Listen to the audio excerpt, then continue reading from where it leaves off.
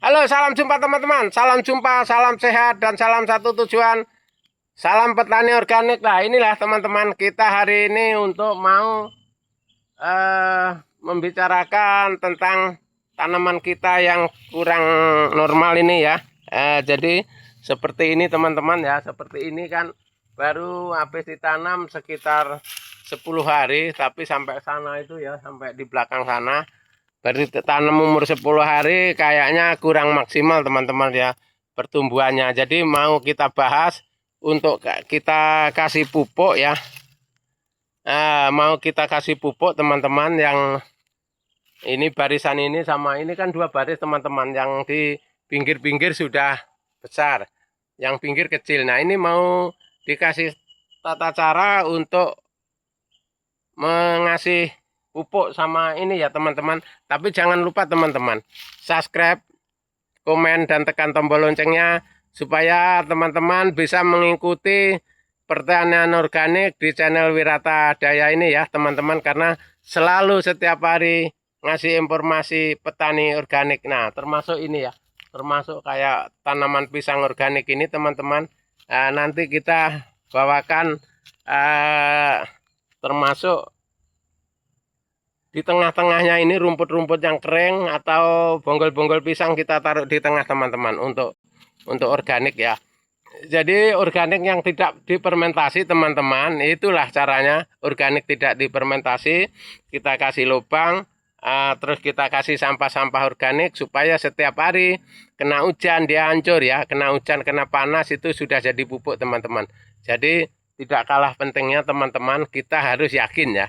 Harus yakin dan percaya kalau orang bisa bikin, kita ya bisa ya. Jadi teman-teman nggak usah tani ini memerlukan pupuk yang banyak dan perlukan pupuk toko itu nggak perlu ya teman-teman. Kalau untuk petani organik ya, kita cukup bikin pupuk dari lingkungan kita, termasuk pupuk-pupuk alam, termasuk daun-daun sembarangan ya, daun, termasuk pohon-pohon pisang yang tidak dipakai, pohon kates yang tidak dipakai, itu bisa kita manfaatkan, kita cacah untuk pupuk teman-teman.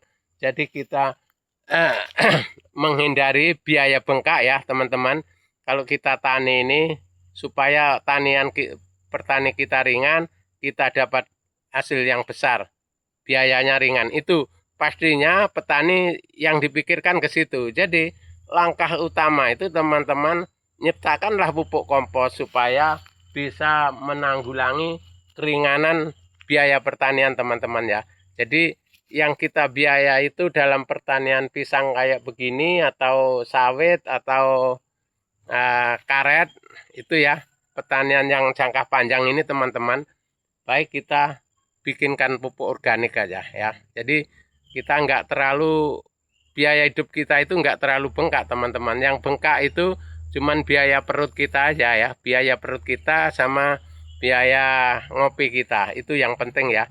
Nah jadi kalau kita ngerawat tanaman, diri kita sendiri kita rawat dulu ya teman-teman, supaya makanya disarankan dari kita ya, dari channel Wirata Daya ini mengharapkan teman-teman petani pemula ngalih ke organik supaya bisa mengurangi biayanya ya. Biaya pertanian ini kan lebih penting teman-teman ya, daripada kita nggak tani sama sekali ya. Misalkan kebanyakan orang yang mau tani ragu sama modal. Saya mau tani nggak punya modal kok Pak D.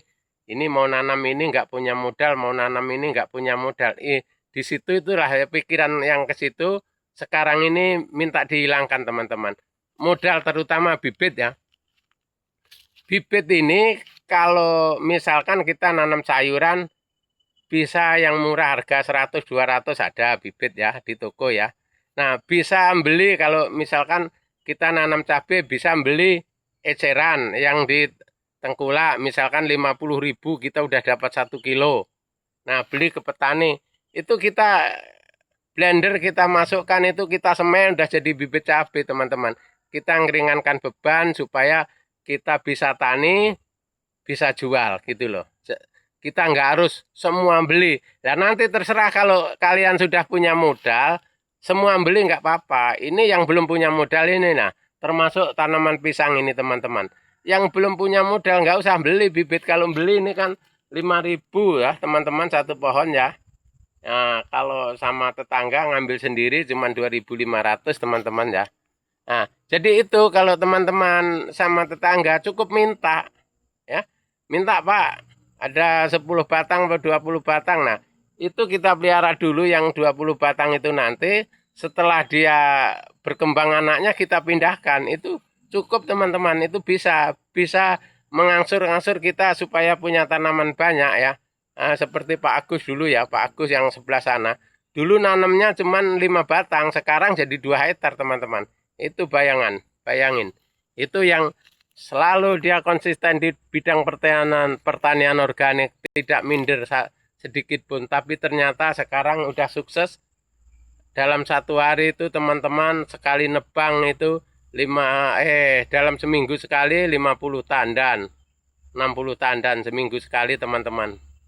Nah itu kalau kita nyiptakan awalnya dari nol teman-teman, dari nol kita kerja keras, kita yakin dan kita percaya diri, insya Allah tidak sia-sia dan insya Allah akan menyukseskan kita, ekonomi kita tidak terlantar teman-teman. Itu cara kerja kita di pertanian organik tanpa modal tapi bisa tani. Nah itu tadi teman-teman. Dari keyakinan teman-teman petani pemula dan yang senior juga, kalau yang tadinya petani senior pakai modal ya sekarang cara yang pakai modal ini loh teman-teman. Perlu kita pelajari, nggak pakai modal kok bisa tani, bagaimana caranya. Nah itu yang penting sekali ya. Karena saya dulu merantau dari Jawa ke sini ini teman-teman, nggak punya modal. Alhamdulillah sampai sekarang sudah anak cucu kita udah ikut bertani, alhamdulillah berjalan dengan lancar. Untuk ekonomi alhamdulillah aman teman-teman.